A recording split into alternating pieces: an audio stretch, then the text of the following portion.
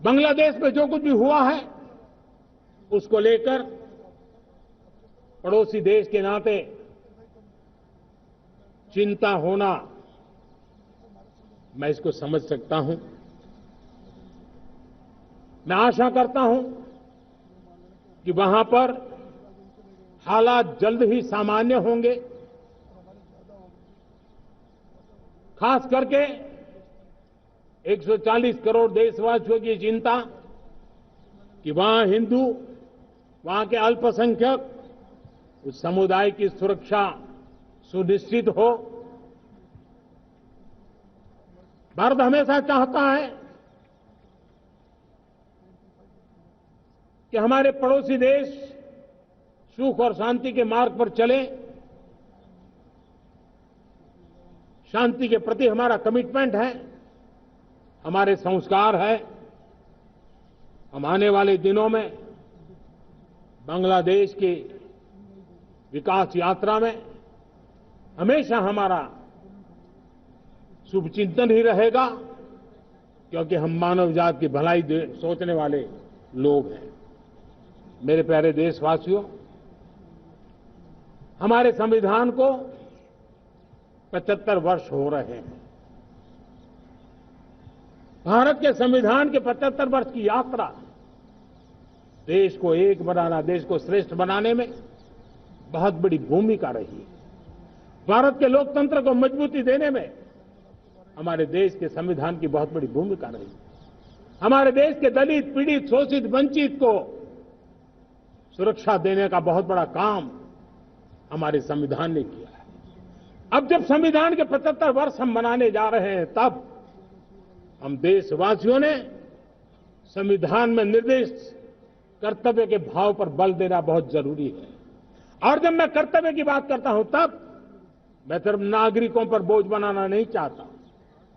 कर्तव्य केंद्र सरकार के भी है, कर्तव्य केंद्र सरकार के हर मुलाजिम के भी है, कर्तव्य राज्य सरकारों के भी है, राज्य सरकार के हर मुलाजिम के हैं, कर्तव्य हर स्थानीय स्वराज संस्था के हैं, चाहे पंचायत हो, नगर पालिका हो, महानगर पालिका हो, तहसील हो, जिला हो, हर किसी के कर्तव्य है। लेकिन साथ साथ 140 करोड़ देशवासियों की कर्तव्य है। अगर हम सब मिलकर के अपने कर्तव्यों का निर्वाह करेंगे तो हम अपने आप औरों के अधिकारों की रक्षा करने के लिए निमित्त बनेंगे। और जब कर्तव्य का पालन होता है, तब अधिकारों की रक्षा निहित होती है। उसके लिए कोई अलग से प्रयास करने की जरूरत नहीं पड़ जाती है। मैं चाहता हूं कि हमारे इस भाव को लेकर के हम चलेंगे, हमारा लोकतंत्र भी मजबूत होगा, हमारा सामर्थ्य और बढ़ेगा और हम एक नई शक्ति के साथ आगे बढ़ेंगे। मेरे प्यारे देशवासियों, हमारे देश में सुप्रीम कोर्ट ने बार बार यूनिफॉर्म सिविल कोड को लेकर जो चर्चा की है, अनेक बार आदेश दिए हैं, क्योंकि देश का एक बहुत बड़ा वर्ग मानता है और उसमें सच्चाई भी है कि जिस सिविल कोड को हम लेकर के जी रहे हैं, वो सिविल कोड सचमुच में तो एक प्रकार का कम्युनल सिविल कोड है, भेदभाव करने वाला सिविल कोड है। ऐसे सिविल कोड से जब संविधान के 75 वर्ष मना रहे हैं और संविधान की भावना भी जो हमें कहती है करने के लिए, देश की सुप्रीम कोर्ट भी हमें कहती है करने के लिए, और तब जो संविधान निर्माताओं का सपना था, उस सपने को पूरा करना हम सबका दायित्व है। और मैं मानता हूं इस गंभीर विषय पर देश में चर्चा हो, व्यापक चर्चा हो, हर कोई अपने विचारों को लेकर के आए और उन कानूनों को, जो कानून धर्म के आधार पर देश को बांटते, जो ऊंच नीच का कारण बन जाते हैं, ऐसे कानूनों को आधुनिक समाज में कोई स्थान नहीं हो सकता है। और इसलिए मैं तो कहूंगा, अब समय की मांग है कि देश में एक सेकुलर सिविल कोड हो।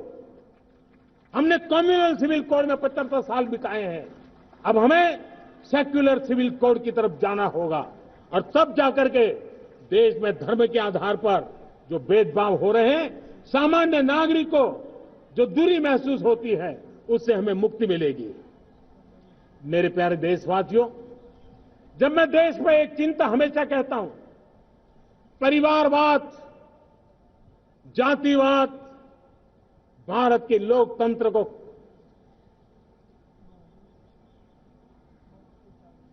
बहुत नुकसान कर रहा है। देश को, लोक राजनीति को हमें परिवारवाद और जातिवाद से मुक्ति दिलानी होगी। आज मैं देख रहा हूं मेरे सामने जो नौजवान है, उसमें लिखा हुआ है माय भारत, जिस संगठन का नाम है उसकी चर्चा लिखी है, यहां बहुत बढ़िया तरीके से लिखा हुआ है। माय भारत के अनेक मिशन है। एक मिशन ये भी है कि हम जल्द से जल्द देश में राजनीतिक जीवन में जनप्रतिनिधि के रूप में 1 लाख ऐसे नौजवानों को आगे लाना चाहते हैं। शुरुआत में 1 लाख नौजवानों को आगे लाना चाहते हैं जिनके परिवार में किसी का भी कोई राजनीतिक बैकग्राउंड न हो, जिसके माता पिता भाई बहन चाचा मामा मामी कभी भी राजनीति में नहीं रहे, किसी भी पीढ़ी में नहीं रहे, ऐसे होनहार नौजवानों को फ्रेश ब्लड 1 लाख, चाहे वो पंचायत में आए, चाहे नगर पालिका में आए, चाहे जिला परिषदों में आए, चाहे विधानसभा में आए, लोकसभा में आए, 1 लाख नए नौजवान, कोई भी प्रकार का पूर्व का राजनीतिक इतिहास उनके परिवार का ना हो, ऐसे फ्रेश लोग राजनीति में आए ताकि जातिवाद से मुक्ति मिले, परिवारवाद से मुक्ति मिले, लोकतंत्र को समृद्धि मिले। और जरूरी नहीं है कि एक दल में जाए, उनको जो पसंद हो उस दल में जाए, वो दल में जाकर के वो जनप्रतिनिधि बन करके आगे आए। देश तय करके चले कि आने वाले दिनों में 1 लाख ऐसे नौजवान जो परिवार राजनीति से दूर दूर का संबंध नहीं है, ऐसे फ्रेश ब्लड आएंगे तो सोच भी नहीं आएगी, सामर्थ्य भी नहीं आएगा, लोकतंत्र समृद्ध होगा। और इसलिए हमें इस दिशा में आगे होना है।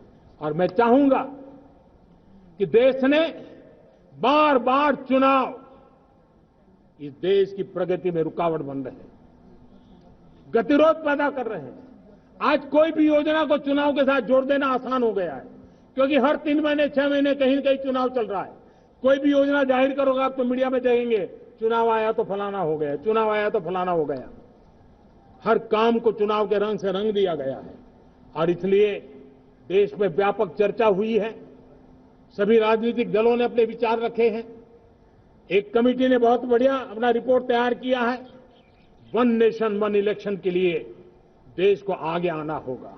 मैं लाल किले से तिरंगे की साक्षी में देश के राजनीतिक दलों से आग्रह करता हूं, देश के संविधान को समझने वाले लोगों से आग्रह करता हूं कि भारत की प्रगति के लिए, भारत के संसाधनों का सर्वाधिक उपयोग जन सामान्य के लिए हो, उसके लिए 1 नेशन 1 इलेक्शन के सपने को साकार करने के लिए हमें आगे आना चाहिए।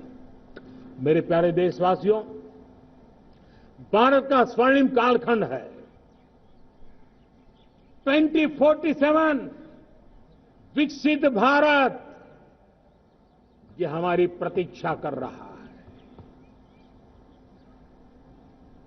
बाधाएं, रुकावटें, चुनौतियां, उसको परास्त करके एक दृढ़ संकल्प के साथ ये देश चलने के लिए प्रतिबद्ध है। और साथियों, मैं साफ देख रहा हूं, मेरे विचारों में कोई झिझक नहीं है, मेरे सपनों के सामने कोई पर्दा नहीं है। मैं साफ साफ देख सकता हूं कि यह देश 140 करोड़ देशवासियों के परिश्रम से, हमारे पूर्वजों का खून हमारी रगों में है। अगर वो 40 करोड़ लोग आजादी के सपनों को पूर्ण कर सकते हैं तो 140 करोड़ देशवासी समृद्ध भारत के सपने को साकार कर सकते हैं। 140 करोड़ देशवासी विकसित भारत के सपने को साकार कर सकते हैं। और मैंने पहले भी कहा था कि मेरे तीसरे टर्म में देश तीसरी इकोनॉमी तो बनेगा ही, लेकिन मैं 3 गुना काम करूंगा, 3 गुना तेज गति से काम करूंगा, 3 गुना व्यापकता से काम करूंगा, ताकि देश के लिए जो सपने हैं वो बहुत निकट में पूरे हो। मेरा हर पल देश के लिए है। मेरा हर क्षण देश के लिए है। मेरा कण कण सिर्फ और सिर्फ मां भारती के लिए है। और इसलिए 24/7 और 2047 इस प्रतिबद्धता के साथ आइए, मैं देशवासियों का आह्वान करता हूं। हमारे पूर्वजों ने जो सपने देखे थे, उन सपनों को हम संकल्प बनाए, अपने सपनों को जोड़े, अपने पुरुषार्थ को जोड़े और 21वीं सदी जो भारत की सदी है, उस सदी में स्वर्णिम भारत बना के रहें, उसी सदी में हम विकसित भारत बना के रहें और उन सपनों को पूरा करते हुए आगे बढ़े। और स्वतंत्र भारत में 75 साल की यात्रा के बाद एक नए मुकाम पर बढ़ रहा है, तब हम कोई कोर कसर न छोड़े। और मैं आपको विश्वास दिलाता हूं, आपने मुझे जो दायित्व दिया है, मैं कोई कोर कसर नहीं छोड़ूंगा। मैं मेहनत में कभी पीछे नहीं रहूंगा। मैं साहस में कभी कतराता नहीं हूं। मैं चुनौतियों से कभी टकराते से डरता नहीं हूं। क्यों? क्योंकि मैं आपके लिए जीता हूं। मैं आपके भविष्य के लिए जीता हूं। मैं आप भारत माता के उज्जवल भविष्य के लिए जी रहा हूं। और उस सपनों को पूरा करने के लिए आज राष्ट्र ध्वज के छाया में, तिरंगे की छाया में दृढ़ संकल्प के साथ हम आगे बढ़े। इसी के साथ मेरे साथ बोलिए, भारत माता की, भारत माता की, भारत माता की, वंदे वंदे वंदे वंदे। जय हिंद, जय हिंद, जय Hind.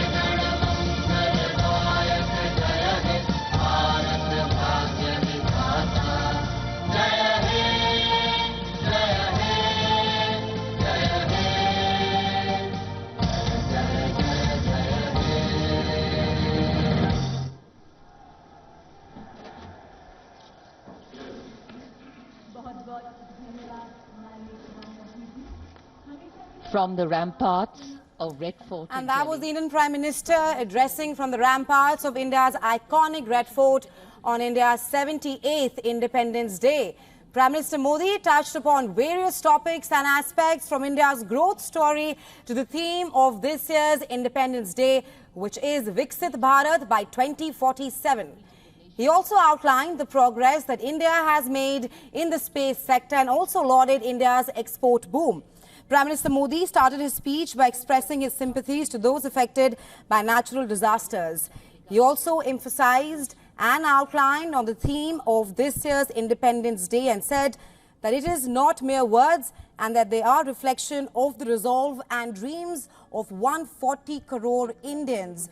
He also made some major announcements on the medical front. Prime Minister Modi said that some major announcements in the next 5 years, around 75,000 new seats will be created in medical colleges in India. He also touched upon the condition of Hindu minority in Bangladesh and said that he hopes the country comes back to stability soon. On the domestic front, he asserted on how corruption needs to be eradicated from India. Prime Minister Modi also took up women's security in his Independence Day speech.